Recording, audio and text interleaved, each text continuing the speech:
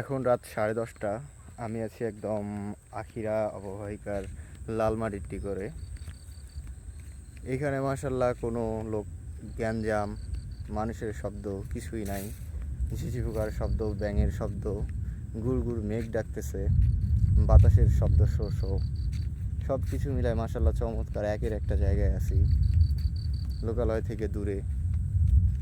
এখানে এই লালমাটির করে একটাই সমস্যা, সেটা হচ্ছে জায়গাটা প্রচুর হন্টেড। ছোটোবেলায় অনেক গল্প শুনছি চাচা দাদি দাদাদের কাছ থেকে। তো আমার ভয়টা এখানে নিয়ন্ত্রণেই থাকে। আমি অতটা ভয় পাই না মাশাল্লাহ। আমি একটা পরিমাণ মতো ভয় পাই, যে ভয়টা আসলে নিয়ন্ত্রণে থাকে এবং আমি যে কোনো জায়গায় যাইতে পারি, এরকম বসে থাকতে পারি, হাঁটতে পারি, কোনো সমস্যাই হয় না আলহামদুলিল্লাহ মাশাল্লাহ।